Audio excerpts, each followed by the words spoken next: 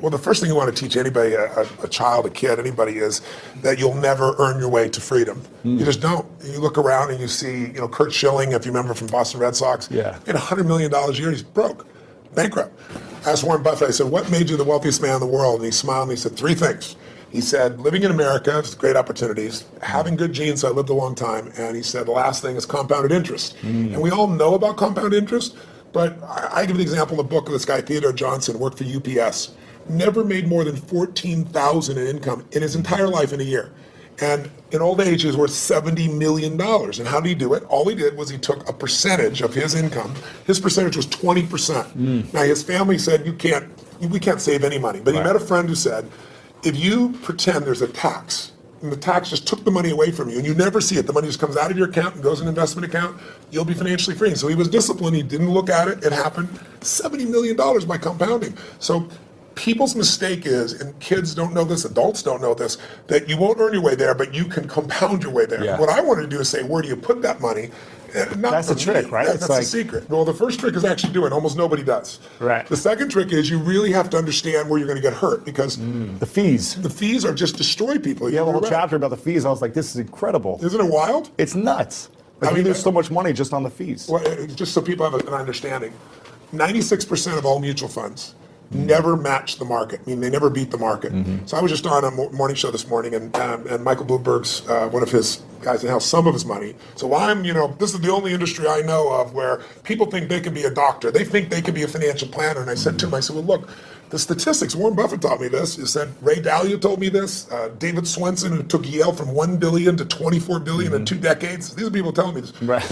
Nobody beats the market except a couple unicorns that nobody has access to. And I said, I didn't say you're not one of them, but I said, here's the truth. 96% of mutual funds don't match the market. That means 4% succeed.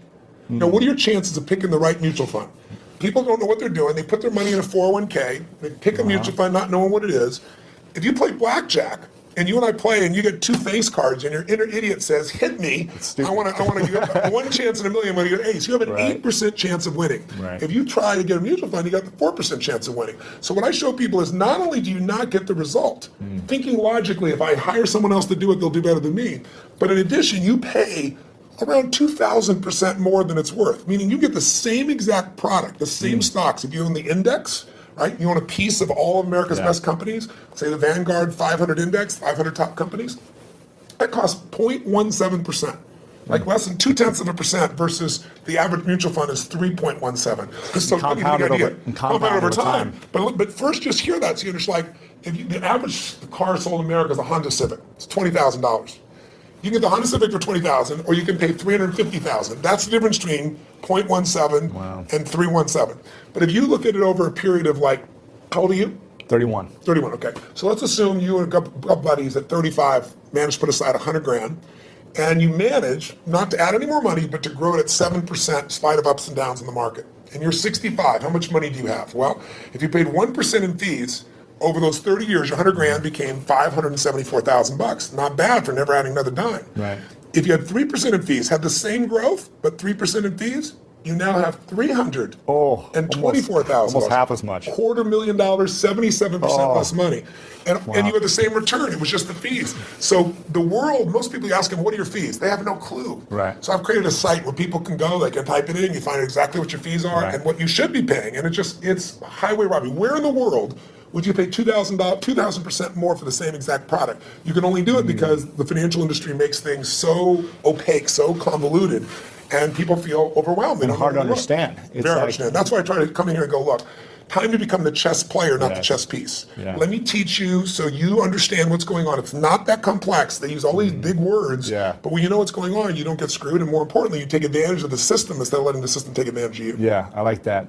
Now, you've coached some of the world's greatest athletes, former presidents, biggest CEOs.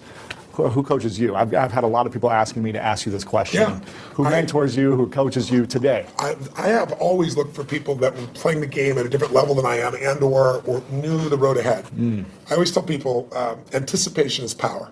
If you ever play a video game against a child, it's pretty disastrous, right? Maybe not for you. You're maybe a different generation. But for me, it's like, it's not the kid is faster and smarter. If they played this game before, like 8 million times. So they know the first shot's here, the second shot's here, the third shot there, and you're like reacting. So when you're reacting to things, you fail. So my mentors have been people over the year, different people. My earliest mentor was a man named Jim Rohn. He was a personal development speaker, just touched my life. Then I was involved in neurolinguistic programming, NLP, when I was, 21, 22, 23 years old. I became partners with a man named John Grinder, brilliant man, co-founder of that. But in my last couple decades, it's been people like Peter Guber, who owns the LA Dodgers and owns the Golden State Warriors NBA team, and he's just brilliant. He's got 52 Academy Award nominations, so he's a mentor for me. Paul Tudor Jones, I coach, but also I'm coached by him because we get to pitch and catch. And then, I've got some people in my life that, like Steve Wynn is a dear friend of mine, built most of Las Vegas. He's brilliant. And these guys are all 18 years my senior, so they know the road ahead. And I'm able to learn from them in advance and then kind of anticipate things. And that, to me, is incredibly valuable. Yeah, very cool. Now, I want to ask you how you personally handle a breakdown. Because I've been to your workshop, and incredible experience. Thank you. And you teach people how to overcome their fears and how to handle breakdowns. But how do you personally deal with it? And do you even have any breakdowns? Yeah, they sent me a list of questions you had just to kind of give me a peek. And that was one of the questions. And I was like, it's interesting. It's breakdowns. It's certainly not something I experience. But it's not because I'm so talented or so brilliant or so fearless. It's just, you're like an athlete. You're an athlete. Yeah. You're in shape. Yeah. Right? You're not going to have a reaction in your body like somebody who doesn't take care of themselves. Right. So, I don't believe in emotional intelligence. I think it's useful, but I'm more interested in emotional fitness because intelligence is a capability. Fitness is a state of readiness. Interesting. If you are fit, you can take that demand right now and you can deal with it. You can deal with that physical stress, that emotional stress. Same thing's true with psychological fitness, emotional fitness, right? So I'm pretty fit, and part of that is not because I'm so smart. Part of it is I've taught this for decades. I remember I had a woman who came to one of my seminars in early 80s probably, and she would run in this room, 10,000 people. I think it was, she went a couple of 10,000 person events, and she would get in this front row and fight her way through there. And she'd jump and go for it. And at one break, she came up to me, I was signing a book for her, and she says, Mr. Robbins, I've seen you at like 8 of these. She goes, I've seen you like when you're really, I know, I can hear your voice, you're hurting, or you haven't slept. And she goes, you always seem to be so up all the time. How come you're so up? And I said, well, part of it is I attend all these seminars. So I'm teaching it. So there's a fitness in that. But there's also, I've buried 3 fathers and 1 mother, and that affects your life. I've had a physician look me in the eye and say you have a tumor in your brain. Wow. And so I've had those moments that when you've had extreme stress and you push your way through it, you build psychological muscle. Yeah. It's like it takes a lot to knock me off. In the early days, we didn't have $50,000 to keep the doors open. How do we do it? Then I had, graduated to $5 million. Then I graduated to a partner that mine who kind of didn't do things well, and I ended up owning $100 million because I had to take on his debts. $100 million. But when you do all that stuff, now my companies do $5 billion, a year. So you keep expanding what I would call really the circle of the threshold of your influence. Sure. Everybody has a threshold of control, and if you get beyond it, you kind of freak out. So it takes a little bit more. I can't. So you don't really have breakdowns. I don't have a breakdown. I mean, do I get pissed off or get frustrated or tired? Yeah, but a breakdown, honestly, no. So how do you handle it if you get tired of something? I sleep when I can. Okay, cool. I mean, it's pretty simple. But when I've had challenging times, I mean, I have so many tools. Yeah. I pull them out. And mostly it's just like you as an athlete. You don't just physically break down. Right. You take care of yourself. So you're constantly training that. I think most people don't train their mind and emotions. It's like I think the most powerful muscles to me are not physical, they're as strong as important as they are. It's like faith is a muscle, courage is a muscle, determination is a muscle, playfulness is a muscle. Passion unexpressed weakens. Faith untested gets smaller. Yeah. So I'm always, I call it deep practice. I'm always pushing myself to the edge, and pushing yourself to the edge makes you stronger. Yeah. In the book, I was really excited to hear you talk about, you say the secret to wealth is gratitude. Somewhere in the book it says that. And I think maybe it was someone else you were referencing. Yes, it came from Sir John Templeton. And every day I practice gratitude. When I wake up, and every night, I always try to say to my girlfriend or someone I'm talking to before I go to sleep, 3 things I'm most grateful for. That's great. Now, why? So I was pleased to see that. I was like, I'm on the right track if I'm living in gratitude. But why is that the secret to wealth? Well, Sir John Templeton is probably one of the greatest investors in history. People don't know his name. He started out with nothing. He wasn't Sir. He wasn't from another country. He came from the U.S. And he decided that he wanted to understand wealth, and so he saved $10,000, a huge amount of money in those days. And when Hitler invaded Poland, he developed a belief. His belief was, you make your money in times of maximum pessimism. Like if you were around in 2008, 9, you remember what it was like, right? Yeah. You could have bought the Sands in Las Vegas, you could have bought their stock for $2.28. Today it's $67. Wow. It's a 3,000% return. Not bad. You could have bought Citibank for less than $1, right? So people in those times, he understood that. And so what he did was, and everybody thought the world was going to end, he took $10,000, he bought every stock on the New York Stock Exchange that was $1 or less, including companies everybody thought were going bankrupt. But when things are bad, people think it's going to be bad forever. When things are good, they think it's going to be good forever. And they're always wrong. Life's cyclical. So there's a season for everything. So once we got through World War II and went a few years later, guess what? Those same stocks made him a billionaire. So when I asked him, I said, what's the secret to wealth? His response really touched me. He goes, you know it, you teach it. I said, what's that? He said, gratitude. And I said, why do you say that? He said, because if you got $1 billion and every day you live pissed off and frustrated, the quality of your life is called pissed off and frustrated. Right. But if you have nothing, but you're euphorically grateful for whatever you have, you're the richest person that you're going to know. He said, so it doesn't matter how much money you got if you don't have gratitude. So I do the same thing, by the way. I have a process I call it priming, where I get up every morning. I do mine in the morning. I do this radical change to my body, kind of alter my state. And then I do 10 minutes, I never miss. And my first 3.5 minutes is what I'm really grateful for. And I make myself think of at least one of those three that's something really simplistic instead of something giant. The wind on my face, the look in one of my kids' eyes, something of that nature. And then I do 3 minutes of strength and healing. I do 3 minutes of what I'm going to create my world. And I do that for a minimum of 10 minutes every day, because I believe you have to condition it. You don't just hope that stuff shows up. You set your intention each morning. Well, not every day. Yeah, every very day. cool. So what are you most grateful for recently in your life? Gosh, so many things. Well, it's Thanksgiving, so one piece. Well, one is my daughter is 40 years old, and she's been wanting a child forever, and she's going to bring me a grandson. In a few months, which is kind of cool. Congratulations. Thank you very much. That's cool. But also, it's Thanksgiving, so for me, it's a very emotional time, because my family was fed when I was 11. We had no food at Thanksgiving, and it touched me so deeply, and I decided I was going to give back. So when I was 17, I fed 2 families, and then 4, and then 8, and then I didn't tell me I was doing it, and then I got my friends to do it, and my companies grew, and I've fed 42 million people now over 37 years. And but you have a challenge for this, right?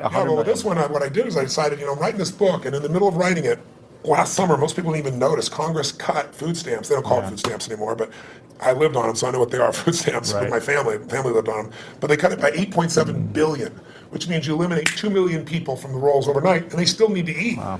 So I support all these nonprofit organizations, and Feeding America is the largest in the country. And so I thought, I'm going to call attention to this. So if I donated all the profits of this book in advance, how many people could I feed? Because I normally feed 2 million through my foundation, and I match it. So we feed 4 million a year. And they said you could feed 10 million people. I was like, wow. And then as the years gone by, I've gotten more and more inspired. And so now I'm going to feed 50 million people personally. And not just from the book, I'm writing a larger check on top of it.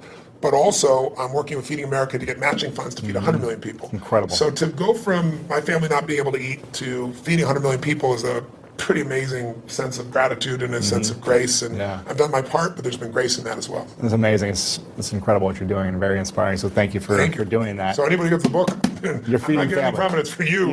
But it'll also feed on average 50 families every book. 100% is being done. 100%. Not only 100%, more than that. Yes. That's amazing. Yeah. Now, I think I also read in the book, I don't know if you said this or someone else said this, but the key to living is giving. Yes. Now, I think I might have heard you say this actually back when I first saw you when I was 16 at an event. And I remember thinking, I don't have anything to give. I don't have any money. How am I supposed to invest my money? 10, 20% every month. And then how can I give on top of that? But I really understood that, it's so valuable and important to give. And I work with a lot of nonprofits myself, building schools for kids around the world. That's wonderful. And I've seen a big impact in my life, in the way I'm able to serve people. Sir John Templeton told me that he's never seen anyone tithe, which, tithing is usually 10% of what you earn, for at least a decade, who didn't become incredibly financially free. Wow. And I think the reason is, I had a moment like when my whole life changed. It was kind of twofold. I was really young, like yourself back then, right? Working my tail off, trying to build a business. I mean, you have big goals, you don't always succeed to start with. They just come together, right? It was hard. And I remember I was so frustrated because I was working 18-hour days and nothing was working, and I was broke, and I felt embarrassed, I should be doing better than this. Sure. And so I was driving home from Orange County on the 57th freeway in San Gabriel Valley, out near a place in Pomona, California. It probably doesn't matter anybody else, but I can remember it so vividly because it was almost midnight. And I was at this breaking point. And then I was like, why am I not, doing better? And then I just pulled over the road, and I used to keep these journals. I still have them, written journals. And I wrote in big lines, the secret to living is giving. And I started crying. And I realized I am so focused on what am I not getting. Receiving. I'm not focusing on what I'm giving. Yeah. So for 6 months, man, it turned me around. But then, something else to get in your body. It was in my head, it was in my heart, but it had to get in there to stay. And I started getting through some really tough times, and I lost everything financially. And I was mad at everybody because, like, I'd loaned a friend $1,000, and I'd been doing well, and he didn't even return my phone call. And what changed me was I was down to, I don't know, $22, $23, something like that. I don't know, it was $24. Enough that I knew that I didn't have money for food for the next week, clearly. And I didn't have any prospects. And I was living in Venice in this 400 square foot bachelor apartment, feeling sorry for myself, getting pissed off. And I thought, you know what, I got to eat. So I'm not going to drive my car because I'm not going to spend the gas. I'm not going to pay for parking. Sure. I'm going to go to an all-you-can-eat place and load up for the winter, right? So I can get more, like one meal a day. Right. And so there's a place called Marina del Rey, not far from Venice. And it's a beautiful community, and it's right on the water. And there's a place called El Chorrito. It's still there. It's a little restaurant. It had taco bar and all that kind of stuff. So I walked there for the 3 miles, and I go, okay, I'm going to go and load up. And it was all about myself and getting through this. And this woman walked through the door, actually a very attractive lady. That's probably why I caught my attention.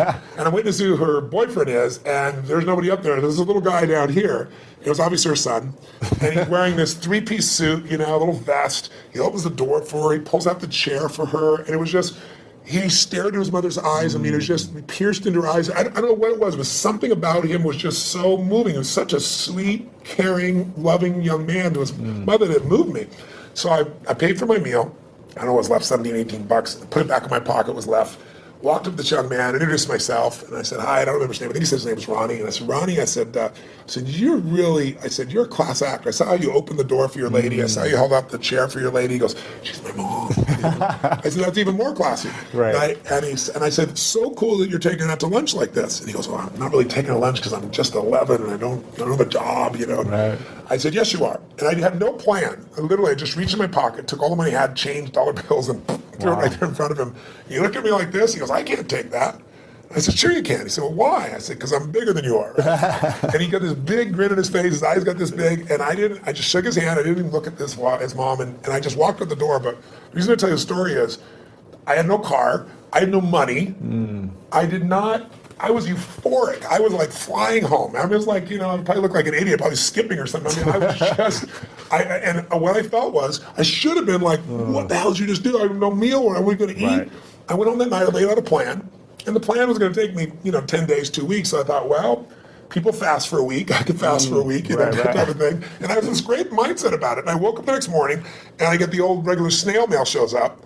And it's this guy I've called a zillion times who wouldn't return my call. I open it up, there's a check, $1,000 plus interest and an apology. Wow. So I'm sitting there, and I started to cry, honestly. And I was just like, why did this happen, And I don't know if it's true, but I decided that day this happened because I did the right thing. Because I didn't have a plan. It wasn't a strategy. I just thought this little soul beside me, I knew it was right, and I did it. And I didn't do it because I thought I could or I couldn't. I didn't even think about it. And that's the day I became a wealthy man, because I didn't have any money, but scarcity left my body. And I had plenty of ups and downs since that time, in various times in my life, but I never went back to that, oh my God, how's it going to happen? It's like breathing. Do you stop and say, God, is there going to be any air before you take a breath? You know it's going to be there. Right. You don't run your life by that aspect. And so that to me is what it's about, is showing people, if you won't give a dime out of a dollar, don't bullshit yourself. You'll never give $1 million out of 10 million or 10 million out of 100 million. It's just not going to happen. But if you can do that now, you don't ever get beyond scarcity. You start behind it. You make a decision to get beyond it. So how does someone, when they're living in scarcity, they're living in fear, and it's like this emotional feeling. It's in your body, like you say, when you're like, I can't even pay for my meal. How am I going to start giving? What are some things that people can do to start overcoming that mindset, or start strengthening it, or shifting it? I'll tell you a couple things. I'll tell you what I did when I was first on my own. I got my mom kicked my dad out when I was 17. She was a very powerful woman. I had 4 fathers, so they all learned how to get the boot. She thought I was on his side, so she kicked me out next. I was 17. She chased me out with a knife. She wouldn't have hurt me, but I wasn't going back in the room. Wow. And that's how I figured out what to do. And I didn't place to stay, and I ended up staying in somebody's laundry room for a while, and then I started reading and feeding my mind, and then I developed this little system, and the system was really simple, and I tell people now, as I say, number one, every single day, you got to feed and strengthen your mind. Until you do that, you're always going to be in fear, because fear is automatic. The human brain is designed for survival. It's not designed for success. Your brain is not designed to make you happy. That's your job. And the only way you're going to do it is if you feed your mind, because otherwise, weeds grow automatically.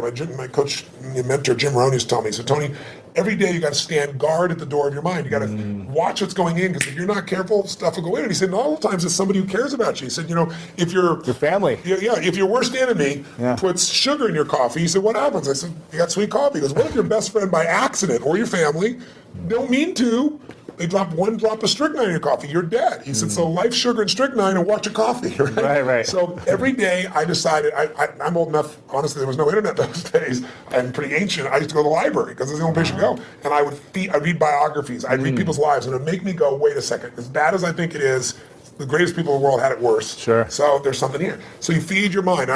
Jim Rohn used to say to me, skip a meal, but don't skip reading. He said, read 30 minutes a day. I don't give a damn what it is. And today, I don't mean internet crap. I mean, read something, a biography, read something that's a strategy, read something that's going to change your life.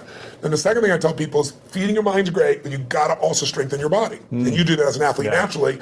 I learned to do that because fear is physical, right? You know where you feel it. And if you go work out, if you go lift, if you go run, even if you're out of shape, you just go for an intense walk, that experience alone changes you. Like every day of my life, the first thing I do before I do my priming, if I'm at one of my homes, I jump in some hot water for fun, and then I jump in freezing water. And I have, a river, in one of my homes in Sun Valley, and I've got cold plunges everywhere else. So I go in 57-degree water, boom.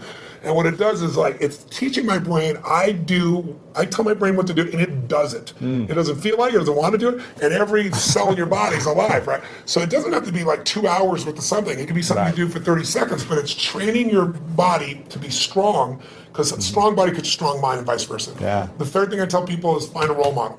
It seems impossible until you see somebody who's done it. So, Ray Dalio is one of the greatest investors in history. The guy was a caddy, right? His dad was a jazz musician. His mom was a homemaker. He's worth $14 billion. He found someone to mentor him. He found multiple people to model. Right. You don't always find a mentor, but you find somebody you can model. And when you start seeing that somebody else can do it, and you see they really did, you start to believe, you start to get certainty. And then the fourth thing I tell people is it's massive action and constantly change your approach. And then it's find somebody worse off than you are and help them. Because when you do that, it gets you out of yourself. And that's what I really have people do. That's what we do at Thanksgiving. We have our basket brigade where 2 million people get fed. Amazing. Not the one I do, the one that I get people to do. And it's amazing. People go in there and they see, my God, I thought my life was tough, but look at this person's life. It makes you appreciative. It puts life in perspective. Yeah, very cool. Now, talking about feeding the mind, if you could only leave 3 books behind, it's the end of your life. To who? 3 books behind to your kids. Yes. And or the message to the world of here's the 3 most important books that you should read. That's tough. What are those 3 books that all the books I've read through? You can only pick 3. That's a tough one. I don't know if I can do that, but I'll tell 3 off the top of my head. I'd say Man's Search for Meaning, Viktor Frankl, because all of us in our lives are going to experience extreme stress. I don't care how much money you have, I don't care how many people love or respect you, you'll have your time. It might be a health issue in your family, it might be something happens to the economy, something happens to all of us. And so to see how people that were put in the most insane, unjust environment, people that were in Auschwitz, how they dealt with that unbelievable situation, and how the ones that thrived in spite of it, and to go through Viktor Frankl's way of understanding how to create meaning in your life. I don't think there's a more important book. I think maybe another one might be As a Man Thinketh, because it's a book that you can read dozens of times in your life. It's small, and it's the core of everything. As you think, so you are. I mean, obviously the Bible is an extraordinary book, or whatever religious document a person believes. I'm personally a Christian, but I tell people whatever you believe, you need to practice it, whatever it is. Because there are many different ways of connecting, to what has created us. And then that's 3 already, but I'll give you one more. I think another one that's important would be understanding the life cycles of humanity. There's a book called Generations. It's a big book. It's, I think, 1,000 pages, 800 pages. Bigger than this book. Much bigger than this book. But it's a book worth reading because it shows you how, as every 100 years, 80, 100 years, we run through the same cycles. Like what we've just gone through economically in 2008 happened 80 years before.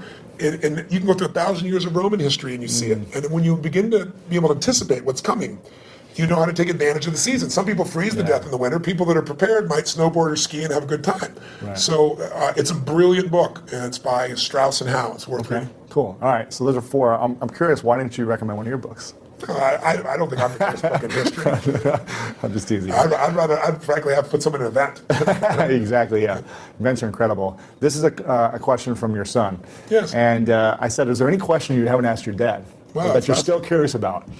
And he said, yeah. He's pretty calm, actually. He's a calm guy. He's not outrageous like you. He's pretty outrageous. And he said, my dad does everything on such a big scale. Everything is big. Everything is huge, impactful. It's like the biggest it can be, the best it can be. Yeah. He said, but I wonder what something small he's done that he's so proud of. So is there something small you've done? An example was you giving money to, that child was a great example of that. But is there something recently you've done that's so small that you're like really proud of? A lot of people don't think proud is a good term. I think it actually is. Ego is edging God out. That's when you make shit up to make yourself feel good. But I think if you've really done something, you have, and no one could take that from you.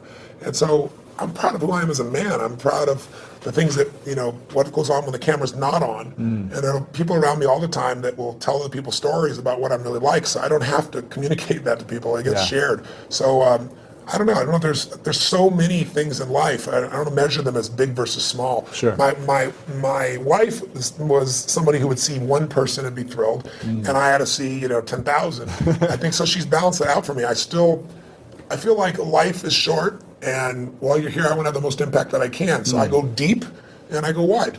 Right. But every interaction to me is an important interaction, and sometimes that interaction is just being kind. I know it sounds stupid, but kindness can, to the right place in the right time. Somebody can be suicidal. You don't know it. You're being kind, and it changes their state. Yeah. It's an interesting story of there's a gentleman who wanted to kill Nixon, and he couldn't get access to Nixon. It's a true story. And so he wrote a journal. That's how we know the details of it. And he decided he's going to go after Wallace, and he's going to shoot Wallace. And he actually did do that shooting. And when they read his journal, it was fascinating. He didn't want to kill Nixon because he didn't like him or Wallace. He just wanted to be famous. He wanted to be worth something. And one of the reasons he didn't kill Nixon is he was going after Nixon, and he was this far from the president, and an old woman bumped into him just as he's reaching in his pocket to get this gun. And in the middle of this, everything's frenzied. He wants to shoot, become the most famous man, another one of those assassins. And this woman grabbed his hand and said, "I'm so sorry. I'm just so sorry." Really? And he said in his journal afterwards, his hand was on the gun. Wow. And her looking in his eyes with this love in her eyes and this kindness in her eyes, he said, "I couldn't make her witness that," and he put the gun away. Oh, man. That saved Nixon's life. Wow. Right. So we went after Wallace, But that's the power of a moment of kindness. So I think we underestimate. Somebody came and fed my family when I was 11 years old, Obviously, the person must not be alive still because I've told the story these last 20 years. And they haven't reached out to me. Yeah. But, imagine what the impact of that was by that one little act of kindness. Crazy. Yeah, amazing. So go back to 31. You're 31, you're my age. Yeah. What are the three things you do with your money based on the information in this book? We talk a lot about asset allocation. Yes. The fees, understanding where you're putting your money, and understanding finding a fiduciary, right? Yes. We talk a lot about that, but what would you do if you're making... Knowing what I know today? Yeah, go back, you're 31 years old, what would you be doing? Well, three things you do first. Well, you have a good income, so we're talking about you. Yeah, right? sure. Okay. So you're making 6 to 7 figures. Great, that's wonderful. Yeah. So what I would do in that range is I would take and I would model one of the best masters. If it was me, one of the people, asset allocation, so people are clear, is the one thing that I met with David Swenson. He took $1 billion, turned it into $24 billion in 2 decades, in 20 years. Just mind-boggling. $1 billion a year, right? Just think about that level of doubling. It's just mind-boggling. And I asked him, I said, what are the dials? What are the only dials we can touch? And he said, Tony, to increase your return, there's only a few things you can do. He said, you can make better selections of stocks. He said, you can have better timing. He said, and you can have better asset allocation. He said, the first two will never happen because the first two cost you money. Got to hire somebody. Everybody's wrong on the timing. He said, asset allocation, which simply means dividing your money into different buckets. Some of those buckets are secure so that even though you think you're going to be a genius, you're going to make money no matter what. That money grows slower, but it'll always be there, and it'll give you freedom for the rest of your life. There's a growth bucket, which is also a risk bucket. We forget that. Yeah. Because one of the things Ray Dalio taught me, he said, Tony, everybody invests in what they think they know. If you grew up with real estate, you're not a genius, but you made money in real estate, because anybody can when real estate's going up. Yeah. You think you're a genius. You think you know stocks. Oh, you're a genius, in 1999, right? Sure. You're a genius in 2010 when things started to grow a bit. He said, no, whatever you invest in your lifetime, that area is going to drop 50 to 70%. There is zero exception. He can show you mathematically, and he can show you historically. Wow. So he said, you have to diversify, even though you don't want to. And you have to divide these monies up. So every one of them taught me different asset allocations. But the one that I think is the most valuable for anybody to really take advantage of is Ray Dalio's, because Ray Dalio's figured out, why is it in 2008, if you're Stockbroker, your financial planner said, we're going to protect you. We're going to put you half in stocks and half in bonds. Why did they both go down? You weren't protected at all. Same thing happened in 2000. And he figured something out. When you think you're in a balanced portfolio, you're not balanced. And the reason is stocks are 3 times more volatile than you'll find in bonds. What does that mean? It means when you think you're 50-50, you're 50-50 with your money, but you're not 50-50 with your risk. You're 95% at risk and 5% on the good side. That's why everybody loses. So he figured a formula because he said, look, someday I'm going to be gone. Yeah. I want my kids to have the money long term. I want, all the philanthropic things I'm doing to be taken care of. So he spent 15 years studying the markets and figured out, how do I design a portfolio that'll make money every time? Like, if it loses money, it lost in 75 years, it's lost 1.6% when it's lost, but it's been right 85% of the time. Wow. If you went to Vegas and you went to a plan that worked for 75 years and made money 85% of the time, and when you lost 1.6%, and when you gained more than 10%. The biggest loss in 75 years is 3.95%, less than 4. Wow. So why did people not make it in the stock market? Because when you take a 50% hit, they all say stay in. Nobody, the average person never stays in. Sure. If you look at the last 20 years, the average person, the stock market over 20 years, from 1993 to 2013, has averaged 9.2%. Pretty cool compounding. You double your money pretty damn quick doing that. Right. But the average mutual fund investors made 2.5%. Why? Because they freak out, they sell when it goes down, they buy when it's looking good, it's just the wrong time to buy it. They don't know what to do. So what Ray Dalio's strategy does, and by the way, he's never shared this strategy ever publicly. And he gives it in here. He gives it in here, which is mind-boggling. I pushed him, I teased him, I cajoled him. In the end, I said, look, you're not taking any more money, help the average guy out. He lays it out. You can do it yourself, or you can have someone else do it for you, but it takes 15 minutes a year and 85% success over 75 years. And I could take any time period, the last 30 years. You lost money 4 times.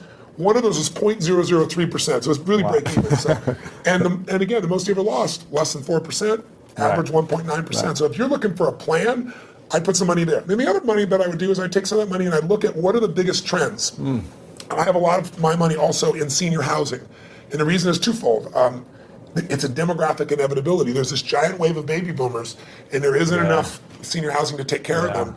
And I like it. I like to create a quality place for someone to be able to be lived and taken care of and so forth. But there's huge income from it, and there's the growth in the asset itself. Sure. So I'd be looking at what are the big trends, but I would make sure I locked down a segment of my money that I took a percentage of my income no matter what, and I made it really big, and I made it so I'd never have to work again. And that's where I am now. I don't have to work. And what's ironic is, when you interview people that make at least $750,000 a year, right, just under $1 million, 80% of them say they'll never retire. When you interview people that make a very little amount of money, they all talk about wanting to retire. Right. And the people that do retire say they'll retire after 75. Like, Steve Williams, my buddy, he's 72. Warren Buffett's 84 now. Still working. I met with Jack Bogle, who created Vanguard. He's been in the business 63 years. Wow. He's 85 years old and such a genius. Sitting down there, he spent 4 hours with me, by the way. He came by for 45 minutes. He wrote in the book here, he goes, Tony Robbins came by for 45 minutes. 4 hours later, I had the most provocative and probing interview of my life, he said. But the guy's still in the game. Because the real goal is not to have to work. If you don't work, you'll go stark raving mad, because we all need to be productive to feel alive. Yeah, interesting. A couple questions left for you. Sure. One of them is, what's your definition of greatness? I don't know. I think everyone has greatness. I don't like that separation. I respect it, because in sports, I think it's really easy to measure. But sports is one aspect of life. I think everyone has the opportunity to be great. To me, being great is being outstanding, to stand out from all the rest. And as you know, in sports, it can be by a few microseconds, right? In the Olympics, it can be a nose hair, and you stand out. If you stand out, you show other people what's possible. Not everybody likes that. Some people get angry and think you're showing them up. Other people get inspired.